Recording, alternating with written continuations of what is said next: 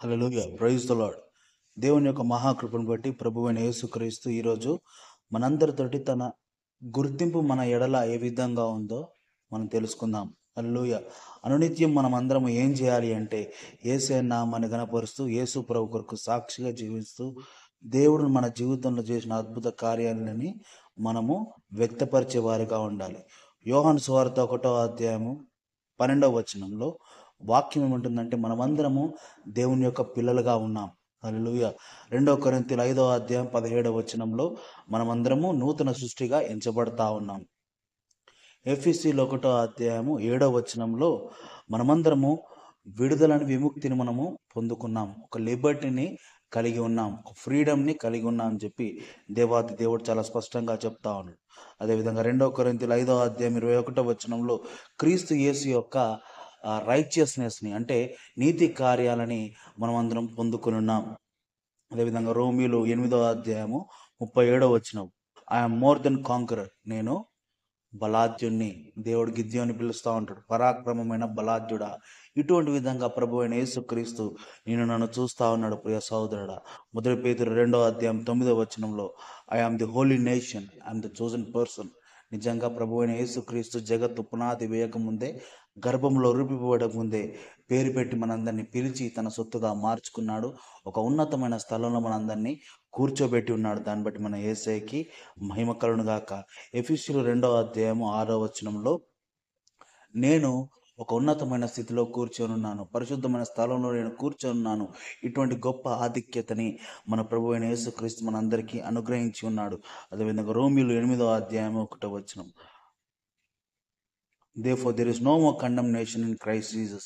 యేసు ప్రభులో ఎలాంటి శిక్షా విధియు లేదు. అంటే మనకు శిక్షణ నుంచి కూడా మన ప్రభు అయిన యేసుక్రీస్తు మనకు విడుదలను అనుగ్రహించాడు. పనికి రాని మన శరీరాన్ని మన ప్రభు అయిన యేసుక్రీస్తు ఒక గొప్ప మందిరంగా మార్చుకున్నాడు. ఎందుకంటే 1 కొరింథీయులు 6వ అధ్యాయం 19వ వచనంలో ఎవరైనా I am the temple of Holy Spirit, amen. ఇక్కడ వాక్యం ఏమంటుందంటే you are the temple of God. పరిశుద్ధాత్మ దేవుడు మన మధ్య నివసిస్తూ ఉన్నాడు. పూర్వము ఏం చేసేవారంటే ఒక మందసం కట్టుకునేవారు, ఒక టెంట్ని కట్టుకునేవారు. కానీ కొత్త నిబంధన కాలంలో ప్రభు అయిన యేసుక్రీస్తు ఇప్పుడు మన మధ్య నివసిస్తూ ఉన్నాడు. వాక్యం శరీరధారి అయి మన మధ్య నివసిస్తూ ఉంది. దాన్ని బట్టి మన యేసయ్యకి మహిమ కలుగును గాక. 10వ అంశం వచ్చేసరికి మనం ఎల్లప్పుడూ ప్రభునందు ఆనందిస్తూ దేవుని కొరకు సాక్షిగా విజయశీలుడిగా మనం జీవించాలని చెప్పి దేవాతి దేవుడు చాలా స్పష్టంగా మాట్లాడుతున్నాడు.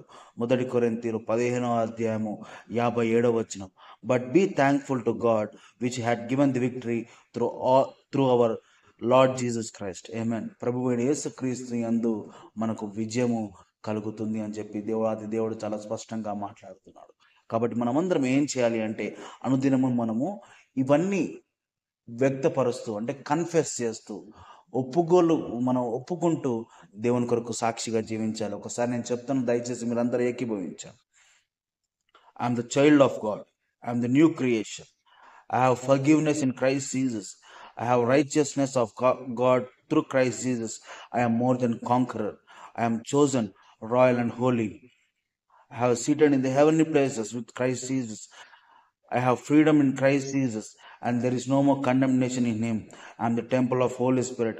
I am victorious through Christ Jesus. Amen. ఇటువంటి విధంగా నువ్వు యేసయ్య నామాన్ని గణపరుస్తూ, కన్ఫెస్ చేస్తూ, ఒప్పుకుంటూ దేవుని కొరకు సాక్షిగా జీవించాలని చెప్పి దేవాది దేవుడు కోరుకుంటున్నాడు. కాబట్టి మనందరం అటువంటి విధంగానే జీవిద్దాం.